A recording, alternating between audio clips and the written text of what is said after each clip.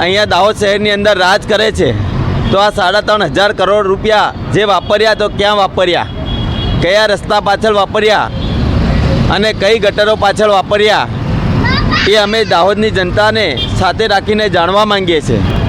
જિલ્લા કોંગ્રેસ સમિતિ અને શહેર કોંગ્રેસ સમિતિનો ધરણાનો આજે 7મો દિવસ, અને આ ધરણા અને ઉપવાસ દાહોદ શહેરની અંદર જેને સ્માર્ટ સિટી ઘોષિત કરવામાં આવી છે, તો આ સ્માર્ટ સિટીની અંદર રખડતા ઢોર, રખડતા કૂતરાઓ, રખડતા ગધેડાઓ ને આ જંગલી જે જાનવરો ફરે છે રોડ રસ્તામાં ચોરાયામાં, જેને કારણે વારંઘડીએ દાહોદની જનતાને અકસ્માતનો ભોગ બનવું પડી રહ્યું છે. અને કેટલાય દાહોદના શહેરીજનો એ અકસ્માતને કારણે મૃત્યુ પણ પામ્યા અને કેટલાના હાથ પગ ઇન્જર્ડ થયા. સ્માર્ટ સિટીના નામે 3,500 કરોડથી પણ વધારે આવ્યા સ્માર્ટ સિટીના વિકાસ માટે. તો આ ભારતીય જનતા પાર્ટીની નગરપાલિકા છેલ્લા 35 વર્ષથી અહીંયા દાહોદ શહેરની અંદર રાજ કરે છે, તો આ 3,500 કરોડ રૂપિયા જે વાપર્યા તો ક્યાં વાપર્યા, કયા રસ્તા પાછળ વાપર્યા અને કઈ ગટરો પાછળ વાપર્યા, એ અમે દાહોદની જનતાને સાથે રાખીને જાણવા માંગીએ છીએ.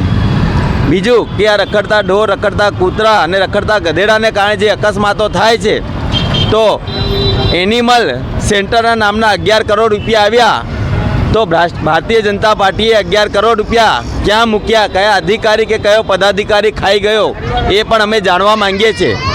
જો આ એનિમલ સેન્ટર બનાવવામાં આવતું અને આ 11 કરોડનો ભ્રષ્ટાચાર ન થતો, તો દાહોદની જનતાને જે હમણાં અઠવાડિયા પહેલાં 60થી 70 જણને કૂતરા કરડી ખાધા હતા, તો આ આવું બનાવ ના બનતો. અને અમારા પૂર્વ કાઉન્સિલર અને વિરોધ પક્ષના નેતા જેમનું આ ઢોરોની અડફેટને કારણે અકસ્માતમાં મૃત્યુ થયું, તો એ ન થતું. એક વડીલ અમારા કોરા સમાજના આગેવાન, એનું પણ મૃત્યુ થયું. એક અહીંયા વડીલ બેન હતા, એમનું પણ મૃત્યુ થયું અને કેટલાને ઇન્જર્ડ થયું, તો આ ઇન્જર્ડ ન થતું. ગૌ માતાના નામના દરેક દુકાને ડબ્બા મૂકેલા છે, એ ડબ્બા દર મહિને ઉભરાઈ જાય છે, તો એ અંદર મૂકેલા દાન પેટીઓના પૈસા કયા ભારતીય જનતા પાર્ટીના આગેવાનના ખાતામાં જાય છે, કયા ભ્રષ્ટ કાઉન્સિલરોના ખાતામાં જાય છે, કયા ભારતીય જનતા પાર્ટીના આગેવાનના ખાતામાં જાય છે, એવું કહેવા માંગીએ છીએ. એટલે અમે અનિશ્ચિત કાલના ધરણા પર અહીંયા બેઠા છીએ, જ્યાં સુધી આ ભ્રષ્ટ ભારતીય જનતા પાર્ટીની નગરપાલિકા દાહોદ શહેરને ચોરાયો પરથી અને આ રસ્તાઓ પરથી ગધેડા, કૂતરા અને આ ઢોરોને હટાવે નહીં અને ગૌ માતાને ગૌશાળામાં અને રખડતા કૂતરાને એનિમલ સેન્ટરમાં ના મૂકે, ત્યાં સુધી અનિશ્ચિત કાલ માટે અમે અહીંયા ધરણા પર બેઠા છે. અને આવનાર દિવસોની અંદર આ ભ્રષ્ટ નગરપાલિકાનો ઘેરાવ કરી અને તાળું પણ મારવાના છે.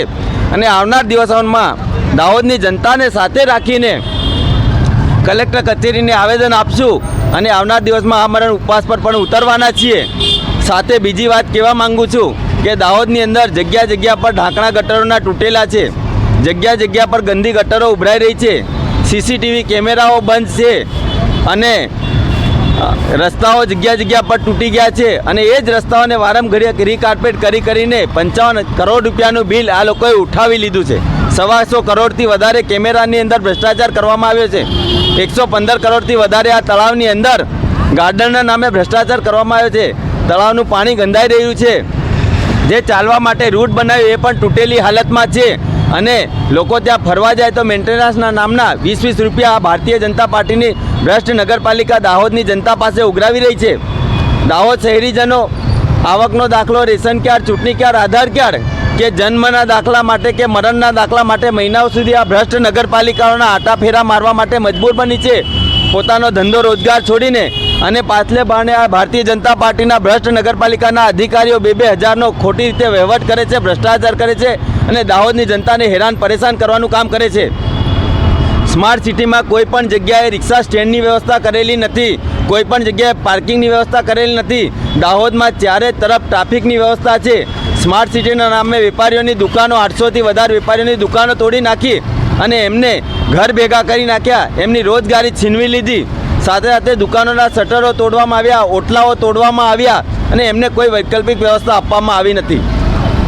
સ્માર્ટ સિટી નામે ગરીબોના મકાનો તોડવામાં આવ્યા, ગરીબોની દુકાનો તોડવામાં આવી, પણ ભારતીય જનતા પાર્ટીના જે મળતિયા હતા એમની કોઈની દુકાન તોડવામાં આવી નથી અને કોઈના મકાનો તોડવામાં આવ્યા નથી. એટલે સ્માર્ટ સિટીમાં પણ વાલા દવલાની નીતિ આ ભારતીય જનતા પાર્ટીએ અપનાવી છે. એક દુઃખ સાથે કહેવું પડે છે, સ્માર્ટ સિટી નહીં, દાહોદ ગધેડા સિટી, કૂતરા સિટી અને ખાડા સિટી, ઢોર સિટી બની ગઈ છે. આવનાર દિવસમાં આ ભારતીય જનતા પાર્ટીની ભ્રષ્ટ નગરપાલિકાને કહેવા માંગીએ છીએ કે અહીંયા સ્ક્રીન મૂકો અને આ 3,500 કરોડ રૂપિયા તમે કઈ ગટરમાં, કયા રસ્તામાં, કયા પાણીમાં, કયા કેમેરામાં, કયા ગાર્ડનમાં વાપર્યા, દાહોદની જનતા જાણવા માંગે છે. ને આવનાર દિવસમાં ભારતીય જનતા પાર્ટીના ભ્રષ્ટ અધિકારી અને પદાધિકારીઓને અમે છોડવાના નથી અને આ આંદોલન અમે લાંબુ ચલાવવાના છીએ. હર્ષદભાઈ નીનામા, દાહોદ જિલ્લા કોંગ્રેસ પ્રમુખ.